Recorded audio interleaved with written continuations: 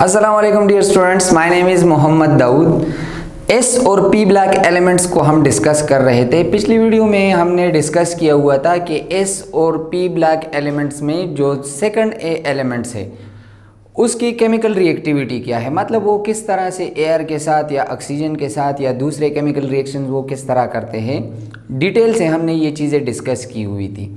आज की video basically जो ग्रुप सेकंड ए एलिमेंट्स है उसमें जो पहला मेंबर है बेरिलियम, उसके कुछ प्रॉपर्टीज़ जो है वो अक्सर केमिकल रिएक्शन जब हम पढ़ रहे थे तो मैंने आपको बात बताई हुई थी कि इसके कुछ बिहेवियर जो है वो डिफरेंट है दूसरे एलिमेंट से।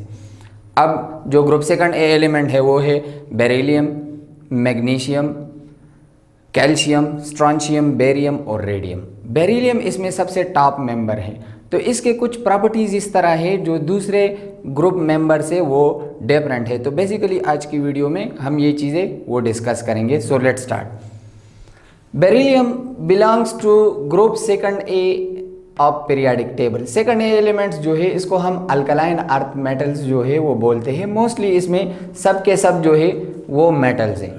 इन many ways beryllium differ from its members as mention. ये सारी बातें हैं कि बेरिलियम जो है अपने ग्रुप मेंबर से वो डिफर करता है। अब किस तरह डिफर करता है?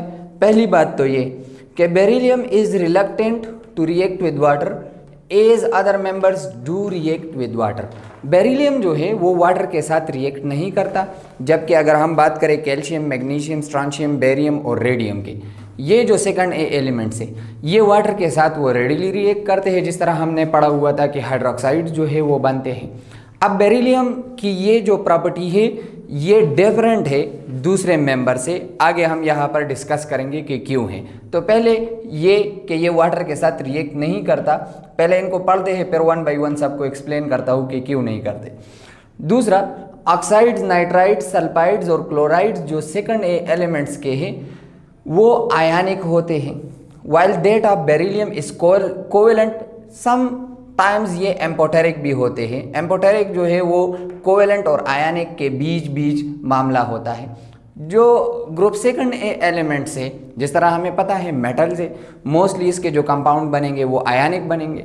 फॉर एग्जांपल मैग्नीशियम क्लोराइड को आप ले ले, या कैल्शियम क्लोराइड को ले ले, या मैग्नीशियम हाइड्रोक्साइड को ले ले, या दूसरे इस तरह के जो ऑक्साइड्स है, लेट से स्ट्रॉन्शियम का परऑक्साइड ले ले या इसका ऑक्साइड ले ले, सब के सब वो आयनिक होते हैं। लेकिन बेरिलियम का जो ऑक्साइड्स होते हैं या इसके नाइट्राइड्स होते हैं या इसके क्लोराइड्स होते हैं ये कोवेलेंट इन नेचर होते हैं। दूसरा, जो साल्ट होता है बेरिलियम का, it do not impart any colour to the flame. जिस तरह हमने फ्लेम टेस्ट में डिस्कस किया हुआ था कि फ्लेम टेस्ट में हम साल्ट के लिए जब एनालिसिस करते हैं, साल्ट एनालिसिस, तो उसके जो प्लैटिनम वायर लेते हैं उसको साल्ट सैंपल में रखते हैं, पहले कंसनट्रेटेड एसिड में डालकर उसको साफ करते हैं, साल्ट में इसको डबो देते हैं और फिर फ्लेम में रखते हैं, जिसकी वजह से कलर आता है। तो हर जो साल्ट होता है या हर कोई जो एलिमेंट होता है उसकी अपनी कैरेक्टरिस्टिक कलर होती है। Due to excitation, de excitation वहाँ पर नहीं जाता, उसको हमने डिटेल से पढ़ा हुआ था। तो बेरिलियम जो है इस तरह की कोई वो कलर जो फ्लेम होता है उसको इम्पार्ट नहीं करता। एक इसकी ये अपने मेंबर से ये डिफरेंट है इस लिहाज से। दूसरा, बेरिलियम जो ऑक्साइड है it is insoluble in water while other oxides are soluble in water. इसको आगे डिस्कस करते हैं।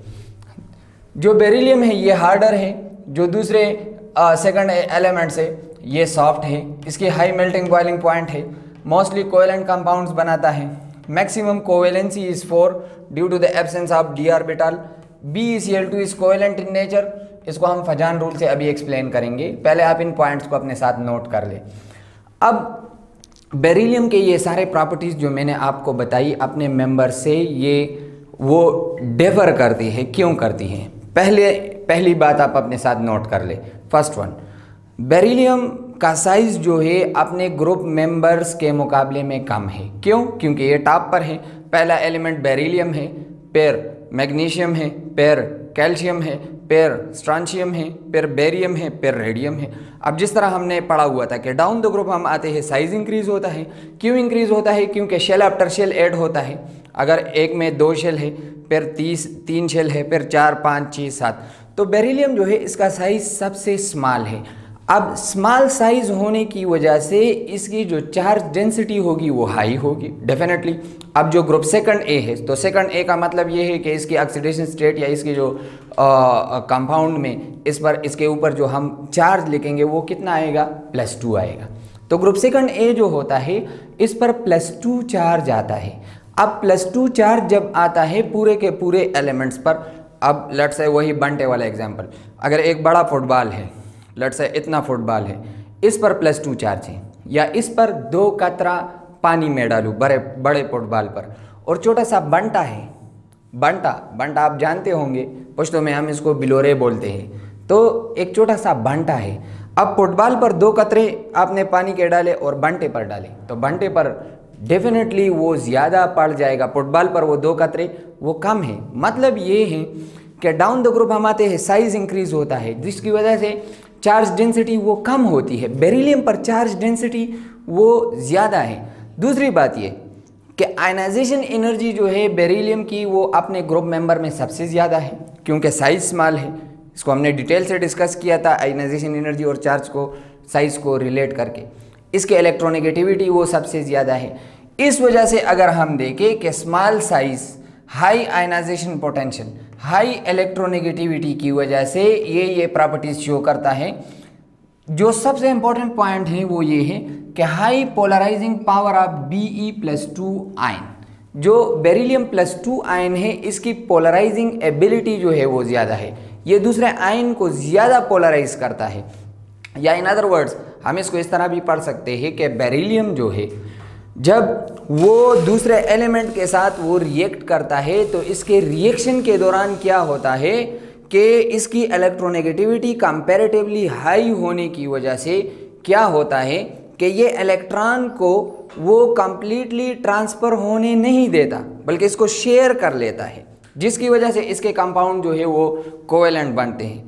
अब आपके बुक में यहाँ पर ये चीज़ मेंशन नहीं है, लेकिन मैं आपको एक्सप्लेन करता हूँ। हम एक रूल पढ़ते हैं जिसको हम बोलते हैं फजान्स रूल। अब Fajan rule suggest that small highly charge bodies tends to form covalent bond. जो स्मॉल होंगे, जिस पर चार्ज ज़्यादा होगा, वो कोशिश करेंगे कि वो कोवेलेंट बॉन्ड बनाए। तो कोवेलेंट कंपाउंड जो है इस वजह से हम कहते हैं कि बेरिलियम क्लोराइड जो है वो कोवेलेंट इन नेचर होता है। फजान रूल से हम इसको एक्सप्लेन करते हैं क्यों कोवेलेंट होता है, क्योंकि बेरिलियम जो है इसका साइज स्मॉल है, स्मॉल साइज होने की वजह से ये कोशिश करेगा कि चार्ज डेंसिटीज पर ज़्यादा होने की वजह से इलेक्ट्रॉन इससे कंप्लीटली ट्रांसफ़र नहीं हो पाएंगे। जिस तरह मैग्नीशियम में है, जिस तरह कैल्शियम में है, उस पर ठीक है, उस पर भी +2 चार्ज, लेकिन उसका साइज़ बड़ा होने की वजह से इलेक्ट्रॉन्स जो है उससे ट्रांसफ़र हो जाते हैं।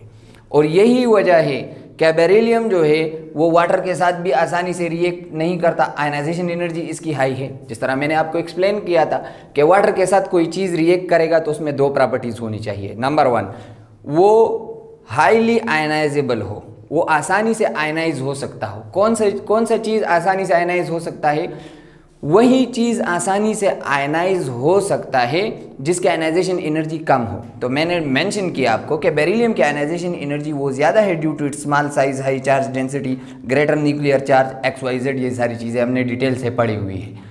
तो इस वजह से ये वाटर के साथ भी रिएक्ट नहीं करता। ऑक्साइड, नाइट्राइड्स और सल्फाइड्स, क्लोराइड, जिस तरह मैंने आपको बात बताई कि ये कोवेलेंट होते हैं due to high polarizability of beryllium +2 ion. Salt of beryllium do not impart any colour to the flame, ये मैंने आपको बात बताई।